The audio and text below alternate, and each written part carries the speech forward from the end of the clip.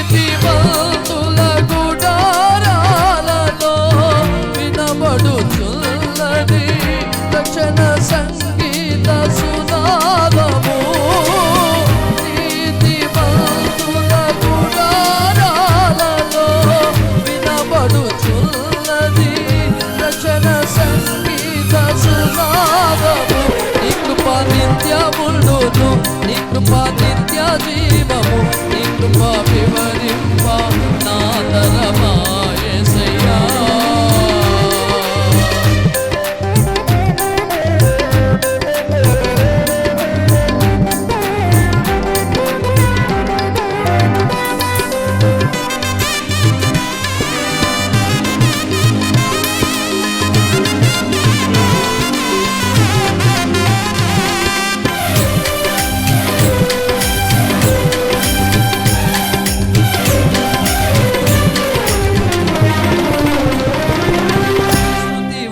పాటలకు విలువలు ఉన్నట్లే కృతజ్ఞతనిచ్చావు, కృపలో నిలిపావు.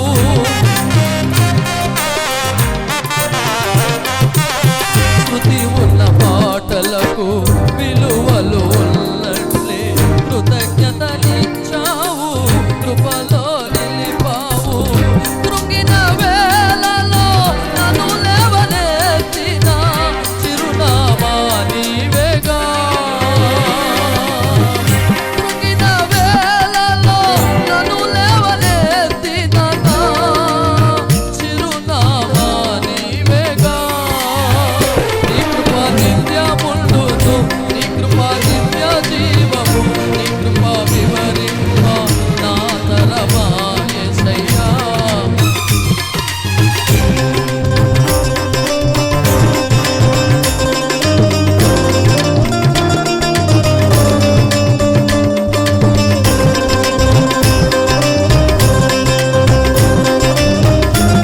అలాగే ఆరాధిస్తుండగా దేవుని మహిమ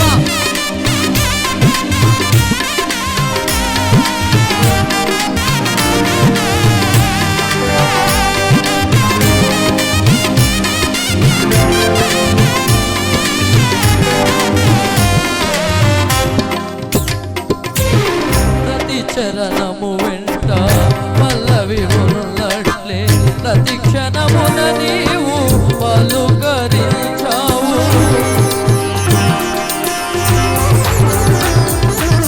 ప్రతి చరణము వెంట పల్లవి ఉన్నట్లే ప్రతి క్షణమున నీవు పలుకరించావు.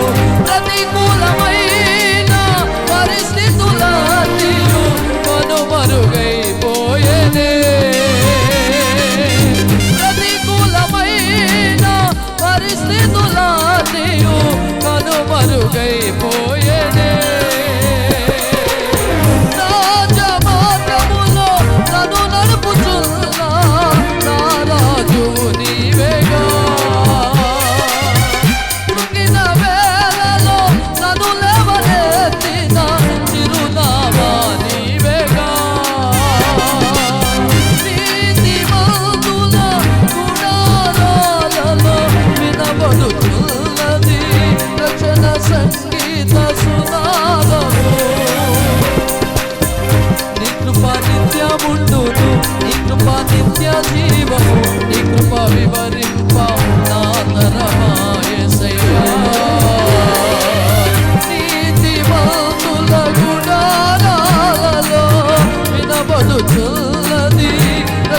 సంగీత సునాదము నీతిమంతుల గుడారాలలో వినబడుచున్నది.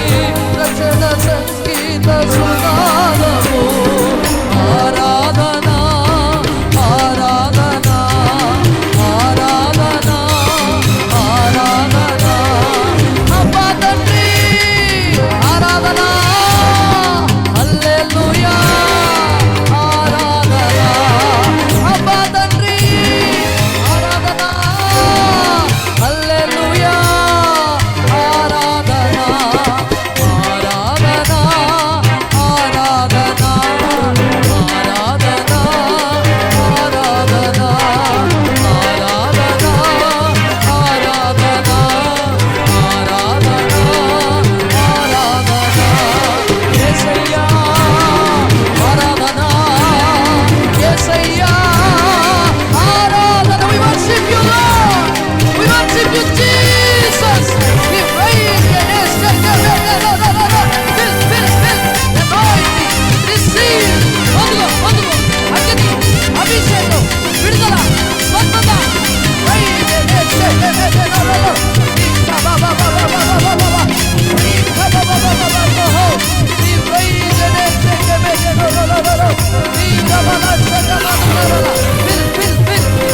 అభిషేకం అభిషేకం అభిషేకం అగ్ని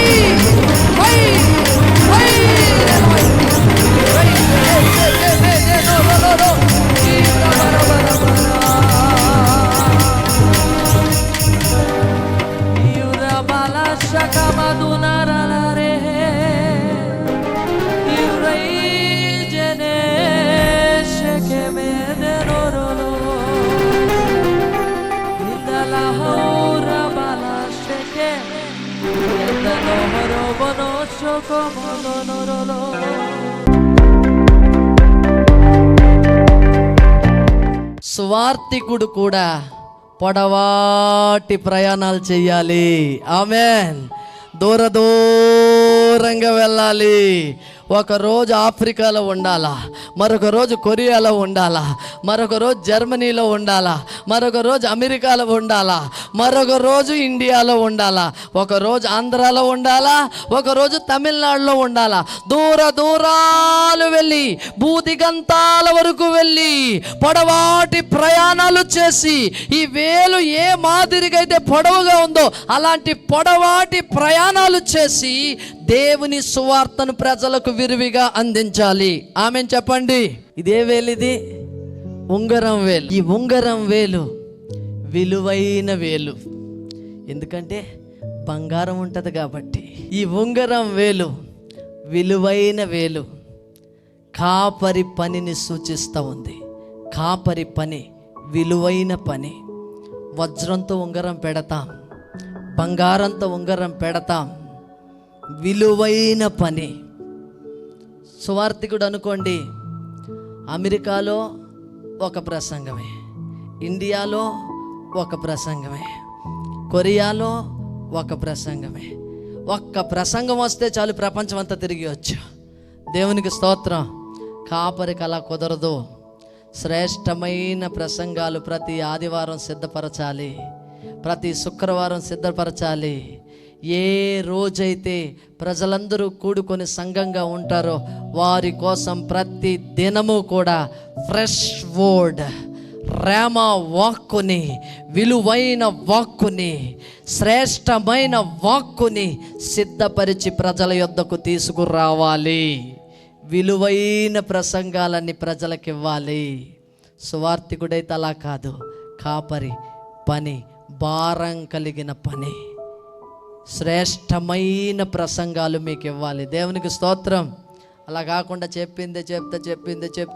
చెప్తే ఉన్నాం అనుకోండి, అప్పుడు మీరేమంటారు? ఒక ప్రసంగమే, నీకు ప్రసంగాలు రావే వీళ్ళకి, ఎప్పుడు చెప్పింది చెప్తాడు. ఒకవేళ నీది కాపరి పని కాకపోతే అది ముగించేసుకొని పక్కకి వెళ్ళిపోవడమే. దేవునికి స్తోత్రం కలుగును గాక. కానీ సంఘానికి న్యాయం చేయలేని కాపరి సంఘాన్ని కట్టకూడదు. దేవునికి స్తోత్రం కలుగును గాక. నీ పని ఏదైతే దానిలో నువ్వు స్థిరపరచబడాలి. ప్రవక్తగా దేవుడు నన్ను ఏర్పాటు చేసుకున్నాడు. సంఘ క్రమాన్ని కూడా పరిపాలన చేయుటకు శక్తిని సామర్థ్యాన్ని ఇచ్చాడు కనుక నేను ఈ పని చేస్తున్నాను. ఒకవేళ నేను ఇందులో అసమర్థుడినైతే నేను పక్కకు తప్పుకొని నా పనిలో నేను నిమగ్నం అయిపోతాను. దేవునికి స్తోత్రం కలుగును గాక. హల్లెలూయా. ఎవరైతే సమర్థుడో, ఎవరైతే శ్రేష్టమైన ప్రసంగాల్ని ప్రజలకు అందించగలరో, ఉంగరం లాంటి ప్రసంగాలు, ఎవరైతే వజ్రపు ఉంగరం లాంటి ప్రసంగాలను సిద్ధపరిచి శ్రేష్టమైన ప్రసంగాల్ని ప్రజలకు సిద్ధపరిచి అందించగలరో వాళ్ళకి అప్పచెప్పి నేను ముగించుకొని వెళ్ళిపోతాను. దేవునికి స్తోత్రం కలుగును గాక. హల్లెలూయా. మరి నువ్వేం చెయ్యాలి? శ్రేష్టమైన భోజనాన్ని చేసి, శ్రేష్టమైన వాక్యాన్ని తిని, శ్రేష్టమైన కానుకలు సేవకుడికి సమర్పించాలి. మీ దశంభాగాలు, మీ ప్రథమ ఫలాలు, మీ కానుకలు, మీ మొక్కుబళ్ళు మీ సంఘానికి చెందాలి. ఆమేన్ చెప్పండి.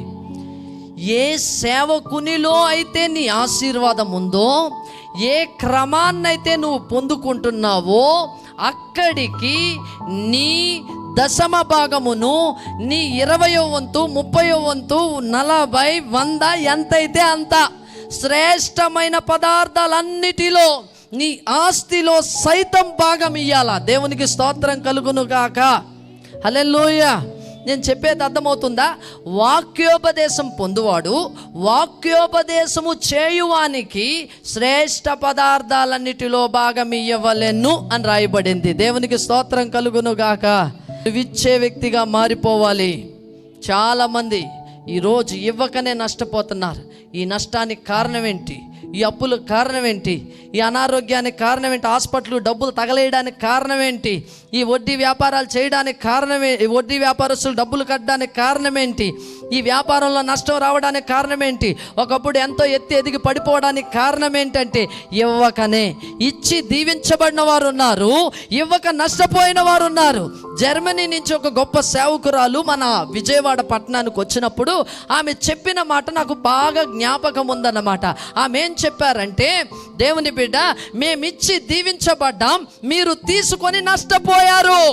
మేమిచ్చి దీవించబడ్డాం, మీరు తీసుకొని నష్టపోయారు అంది. నిజమేనంట. అమెరికాలో, ఇతర దేశాల్లో పారలు తెలుసు కదండి. పార తెలుసా మీకు? పార, పొలుగు, ఈ ఐటమ్స్ తెలుసు కదా మీకు. పార ఎలా ఉంటుంది? ఇండియా పార ఎలా ఉంటుంది? ఇట్లా ఉంటుంది కదా. ఇట్లా లాగుతూ ఉంటాం ఇండియా పార కదా. ఇట్లా కాళ్ళ మధ్యలో పెట్టుకొని ఇట్లా దవ్వి ఇట్లా పోస్తూ ఉంటాం, ఇట్లా దవ్వి ఇట్లా పోస్తూ ఉంటాం కదా. ఇట్లా ఉంటుంది ఇండియా పార. అమెరికాలో పారలు అట్లా ఉండవట, ఇట్లా ఉంటాయి. ఇట్లా అని ఇట్లా పోతూ ఉంటారు వాళ్ళు. తీసుకోండి తీసుకోండి తీసుకోండి అని ఇస్తూ ఉంటారు. మనం రాని రాని అని తీసుకుంటూ ఉంటాం. మనం దేవునికి స్తోత్రం. రాజులాగా ఇచ్చి రాజులాగా పొందుకోండి. చప్పట్లు కొట్టి దేవుడిని మహింపరుద్దాం. హల్లెలూయా, హల్లెలూయా. శ్రేష్ఠ పదార్థాలన్నిటిలో నువ్వు భాగం ఇయ్యాలి. ఆమేన్ చెప్పండి. కరువు దినాల్లో విత్తి ఇస్సాకు విస్తారమైన ఆశీర్వాదాన్ని పొందినట్లుగా మనం చూస్తూ ఉన్నాం. దేవునికి స్తోత్రం కలుగును గాక. ఒకవేళ నువ్వు కరువు కలిగి ఉంటే నీ కరువులోనే నేను అడుగుతున్నాను, నీకు లేని దాంట్లోనే ఇమ్మని అడుగుతున్నాను, నీకేదైతే ఉందో దాంట్లోనే ఇమ్మని అడుగుతున్నాను. ఒక్కొక్కరు అంటూ ఉంటారు, ఏమని అంటూ ఉంటారంటే, పాస్టర్ గారు నాకు కానీ కలిగిందంటే నేను ఇచ్చేసేవాడిని అండి, నాకు లేదు కానీ అని అంటూ ఉంటారు.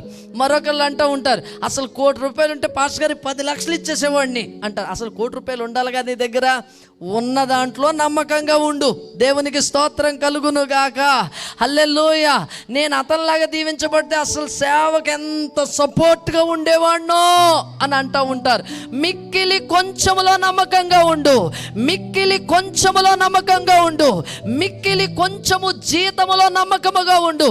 మిక్కిలి కొంచెములో నమ్మకంగా ఉంటే ప్రభు అయిన యేసు చెప్తా ఉన్నాడు, అనేకమైన వాటి మీద నేను నిన్ను నియమిస్తాను. దేవునికి స్తోత్రం కలుగును గాక.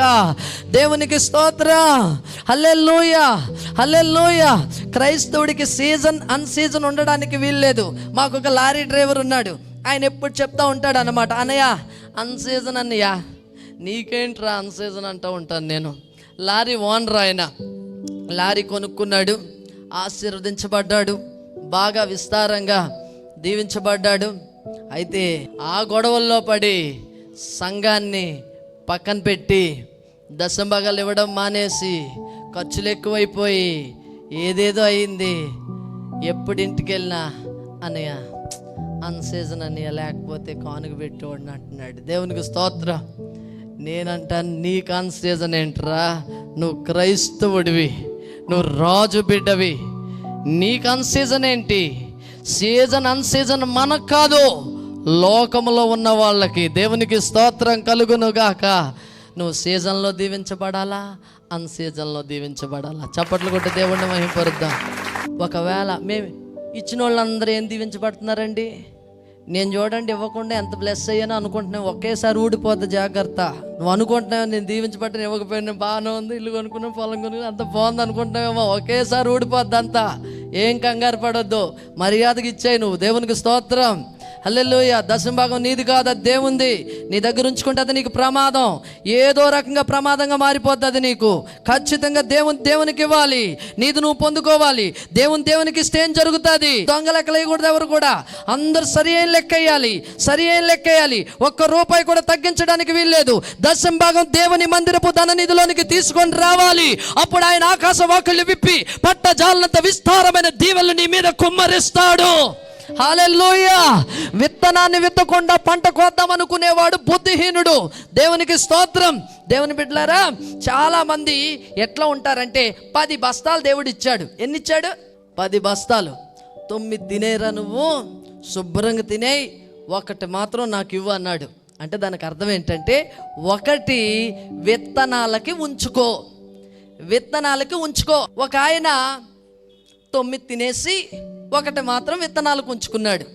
మరొక ఆయన 8 తినేసి 2 విత్తనాలకు ఉంచుకున్నాడు. ఈయన మాత్రం 9 తినేసి ఇంకా కడుపు నిండలా, ఆ 10ది కూడా తినేసాడు. ఇక విత్తనాలు వేయలా. కోత సమయం వచ్చింది. కోత సమయం వచ్చినప్పటికీ ఈ విత్తనాలు చల్లిన వారు పొలంలోకి వెళ్ళి నిలవబడ్డారు. విత్తనాలు జల్లని వ్యక్తి కూడా ఈ పొలంలోనికి వెళ్ళి కోత కోద్దాం అనుకుంటున్నాడు. ఇప్పుడు ఈ వ్యక్తిని ఏమని పిలుస్తారంటే బుద్ధిహీనుడు. విత్తకుండా పంటను కోద్దాం అనుకునేవాడు బుద్ధిహీనుడు. దశంభాగం ఇవ్వకుండా పంట కోద్దాం అనుకునేవాడు, ఆకాశ వాకిళ్ళు తెరవబడాలి, పట్టజాలనంత విస్తారమైన దీవెనలు నాలో నా కుటుంబంలో తరతరాలకు దీవించబడాలని ఎదురు చూసే ప్రతి వ్యక్తి కూడా బుద్ధిహీనుణ్ణి పోలి ఉన్నాడు. దేవునికి స్తోత్రం కలుగును గాక. హల్లెలూయా. నేను చెప్పేది ఎంతమందికి అర్థమవుతుందో నాకు తెలియదు, కానీ పరిశుద్ధాత్మ దేవుడు నీతో స్పష్టంగా మాట్లాడుతున్నాడు. నీకు కలిగిన ప్రతి దానిలో కూడా నువ్వు దశంభాగాన్ని ప్రభువుకు సమర్పించాలి. అంతకన్నా ఎక్కువ ప్రభువుకు సమర్పించాలి. 10వ వంతు ఇస్తున్నావా? 20వ వంతు ఇవ్వడానికి ప్రయత్నించు. 20వ వంతు ఇస్తున్నావా? 50వ వంతు ఇవ్వడానికి ప్రయత్నించు. ఈ వారంలో ఒక ఆయన నాకు 1,00,000 రూపాయలు తెచ్చిచ్చాడు. 1,00,000 రూపాయలు తెచ్చిస్తే నేను అడిగాను, నీకెంత లాభం వచ్చింది అని. 1,35,000 రూపాయలు లాభం వచ్చింది అన్నాడు. నువ్వెంత తీసుకున్నావంటే 35,000 రూపాయలు తీసుకున్నాను. ఈ 1,00,000 రూపాయలు దేవునికి ఇచ్చేస్తున్నాను అన్నాడు. దేవునికి స్తోత్రం కలుగును గాక. అలా ఉండాలి సంఘం. దేవునికి స్తోత్రం. హల్లెలూయా. ఒక ఆయన వచ్చి అడిగాడు, నన్ను డైరెక్ట్గా అడిగాడు. ఒక ఆయన, మేమేమో మా పిల్లల్ని బోర్డు స్కూల్ చదివించాలా, మీరేమో మీ పిల్లల్ని కార్పొరేట్ స్కూల్లో చదివిస్తారా? ఇది ఎక్కడ న్యాయం అండి? మేము బళ్ళ మీద సైకిల్ మీద తిరగాల, మీరేమో కారుల్లో తిరుగుతారా అని అన్నాడు. నువ్వెవరిని అంటావు? నన్ను అంటావు కదా అని అన్నా. మిమ్మల్ని అంటలేదులేండి, కొంతమంది ఉన్నారు అన్నాడు. దేవుని చేత ఏర్పాటు చేయబడిన సేవకుల విషయంలో కూడా నువ్వు ఇలా మాట్లాడుతున్నావా అని అన్నాను. ఎవరైతే ఏముందండి, అందరూ అలాంటి వాళ్ళే కాదు అని అన్నాడు. నాకు చాలా బాధ అయింది. వెంటనే ఏమన్నానంటే నువ్వు నా గురించే మాట్లాడుతున్నావు కాదు అని అన్నాను. అప్పుడు వాళ్ళు ఏమన్నారంటే కాదు అని అన్నాడు ఆయన. అప్పుడు నేను చెప్పాను, నువ్వు దశంభాగం ఖచ్చితంగా ఇస్తున్నావు, ఇన్ని మాటలు మాట్లాడుతున్నావు దశంభాగం ఖచ్చితంగా ఇస్తున్నావా అని అన్నాను. నేను ఖచ్చితంగా రూపాయితో సహా, దేవుడు దుంచుకోవడం అంటే నాకు భయం అండి, రూపాయితో సహా లెక్క కట్టి నేను దేవునికి ఇచ్చేస్తున్నాను అన్నాడు. ఇచ్చినప్పుడు దేవుడు నిన్ను అన్యాయం చేశాడా అని అడిగాను. నాకు అన్యాయం చేయలేదని నేను బాగా దీవించబడ్డాను అన్నాడు. ఏమయ్యా, దశంభాగం ఇచ్చినందుకే దేవుడు నేను దీవిస్తే మా జీవితాలు దారపోసి త్యాగం చేసి వచ్చాం, మమ్మల్ని దేవుడు దీవించొద్దా అని అడిగాను నేను. దేవునికి స్తోత్రం కలుగునుగాక. నేను చెప్పింది మీకు అర్థమైందా? నిన్ను కూడా నాలాగా దీవించాలంటే, నిన్ను కూడా గొప్ప గొప్ప సేవకుల్లాగా దీవించాలంటే, నువ్వు కూడా వాళ్ళలాగా బెంచ్ కారులో తిరగాలంటే, నువ్వు కూడా కార్పొరేట్ స్కూల్లో నీ పిల్లలు చదివించాలి, నువ్వు కూడా సేవకు వచ్చేయి. ఉద్యోగం ఎందుకు, కుటుంబం ఎందుకు, కుటుంబ వ్యవహారాలు ఎందుకు, అన్ని పక్కన పెట్టేయి. ప్రభు కోసం సాక్రిఫైస్ చేసేసుకో. పౌలు వలె క్రీస్తు బానిసగా నువ్వు మారిపో. ప్రభు ఆత్మ నిన్ను పంపిస్తే అక్కడికి, అప్పుడు నిన్ను కూడా దేవుడు దీవిస్తాడు. దేవునికి స్తోత్రం. నేను ఆయన్ని డైరెక్ట్గా అడిగాను, ఏమనంటే దశంభాగం ఇచ్చే నిన్ను దేవుడు ఒకే కారులో తిప్పి జీవితాన్ని త్యాగం చేసుకొని వచ్చి నన్ను కూడా అదే కారులో తిప్పితే దేవుడు న్యాయవంతుడు ఎలా అవుతాడు? నిన్ను సామాన్యమైన కారులో తిప్పితే నన్ను అసాధారణమైన కారులో తిప్పాలా? దేవునికి స్తోత్రం. హల్లెలూయా. నువ్వు ఆల్టోలో తిరిగితే నేను బెంచ్ కారులో తిరగాల. దేవునికి స్తోత్రం. హల్లెలూయా. నువ్వు సామాన్యమైన ఇంట్లో ఉంటే నేను అసాధారణమైన ఇంట్లో ఉండాలా. దేవునికి స్తోత్రం. సర్వోన్నతుడైన దేవుని సేవకుణ్ణి నేను. చప్పట్లు కొట్టి దేవుడిని మహింపరుద్దాం. హల్లెలూయా. గట్టి కొట్టండర్రా. సేవకుని ఆశీర్వాదం చూసి కుళ్ళిపోకు. సేవకుని ఆశీర్వాదమే నీ ఆశీర్వాదం. సేవకుడు వర్ధిల్లితే నువ్వు వర్ధిల్లుతావు. నువ్వు వర్ధిల్లిన కొలది సేవకుడికి ఇవ్వాలి. సేవకుడు వర్ధిల్లుచున్న కొలది నీ జీవితం వర్ధిల్ల చేయబడుతుంది, నీవు ఆశీర్వదించబడతావు. ఇది సంఘ క్రమం, దేవుడు ఏర్పాటు చేసింది. దీన్ని ఉల్లంఘించకూడదు, దీన్ని గురించి మాట్లాడకూడదు, దీన్ని గురించి వ్యతిరేకంగా మనం ప్రవర్తించకూడదు. దేవునికి స్తోత్రం కలుగును గాక. ఇక్కడ పొల్లలు ఏరుకుంటుంది పాపం ఒంగోలు సారేపతి విధవ పొల్లలు ఏరుకుంటుంటే ప్రవక్త గారు వచ్చారు. ప్రవక్త గారు, అమ్మ నువ్వేం చేస్తున్నాడు, నీకు తెలియదేముందయ్యా, మనసులో అనుకుంది ఈయన అన్ని నాటకాలు ఆడుతున్నాడు, ఈయనకి అన్నీ తెలుసు అనుకొని సమాధానం చెప్తుంది అనమాట. నీకు తెలియదేముందయ్యా, నీకు అన్నీ తెలుసు, ఏదో అడగాలని అడుగుతున్నావు, చెప్పాలని నేను కూడా చెప్తున్నాను బాబు. లోకం అంతటా కరువు ఉంది, ప్రపంచం అంతటా కరువు ఉంది, రాజ్యం అంతటా కరువు ఉంది, అందుకే నా ఇంట్లో కూడా కరువు వచ్చింది. నేను కూడా ఏమీ లేని దాన్నే అయ్యా. ఇదిగో ఈ రోజుకి కొంచెం పిండి కొంచెం నూనె ఉంది, కాస్తంత అప్పం చేసి మా పిల్లోడు నేను తిని రేపటి నుంచి చచ్చిపోదాం అనుకుంటాం, ఇది సంగతి అని చెప్పింది. అప్పుడు ఏలియా ఏమన్నాడంటే, చక్కగా తినండి అమ్మా, నా దగ్గర కూడా ఒక మూటటి పిండిని తీసుకెళ్ళండి అల్లా, మొదట అప్పం తీసుకొచ్చి నాకు ఇవ్వు అని అన్నాడు. అనగానే అది దైవోపదేశం అని, ఇది ఆత్మ చెప్పుతున్న మాటని, ఇది దైవ ప్రత్యక్షతని గమనించినటువంటి ఆ సారేపతు విధవరాలు మొదటి అప్పం తీసుకొచ్చి ఏలియాకి ఇచ్చింది. చప్పట్లు కొట్టి దేవుడిని మహిమపరుద్దాం.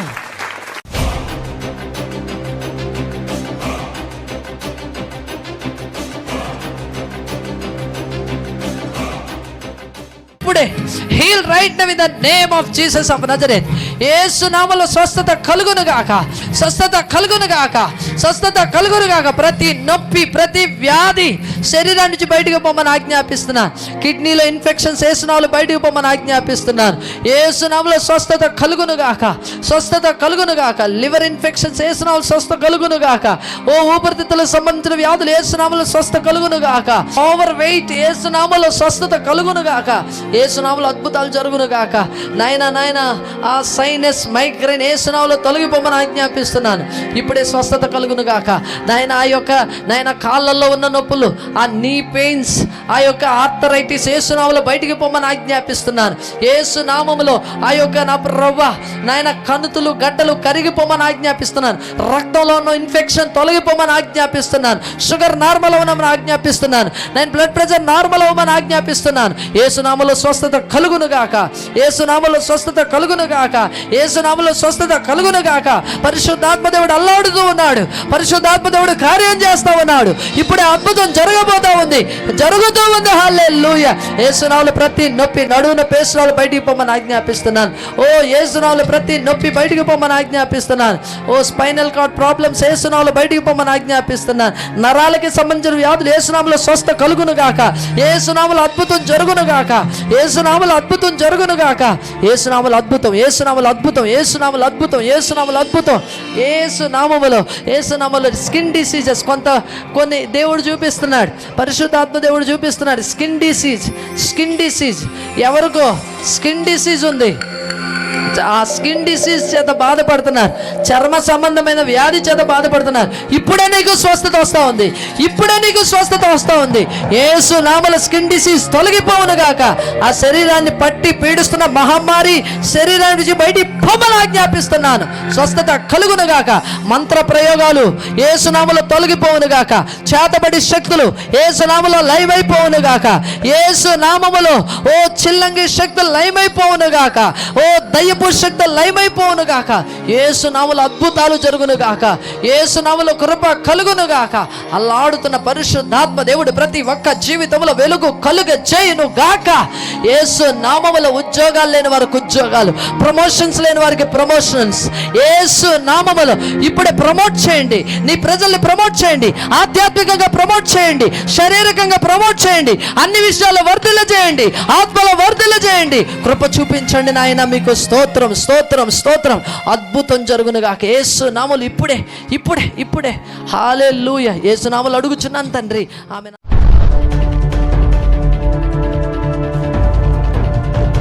ఏమొచ్చింది మీకు? డెంగ్యూ.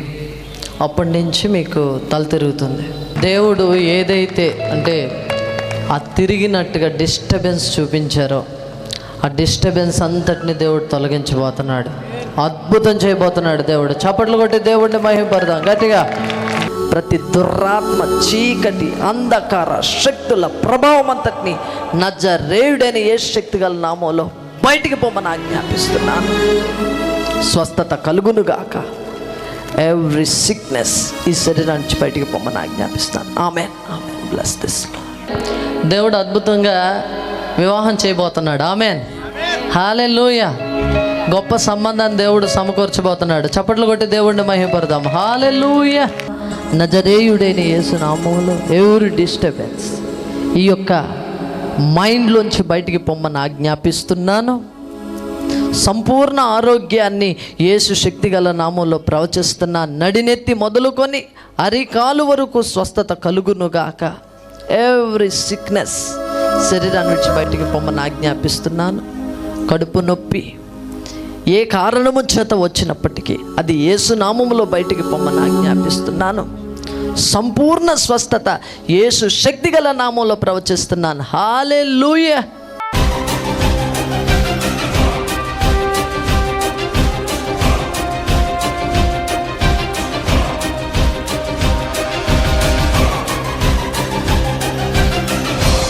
దేవుని యొక్క కార్యాలని చూడటానికి, ఆయన గొప్ప కార్యాలందు విశ్వాసం ఉంచడానికి కనుక నీ హృదయాన్ని అప్పగిస్తే గొప్ప గొప్ప కార్యాలని నువ్వు చూడగలుగుతావు. ఎస్తేర్ని ఒక్క రాత్రిలోనే రాణిగా మార్చిన దేవుడు నేను ప్రకటిస్తున్న యేసుక్రీస్తు.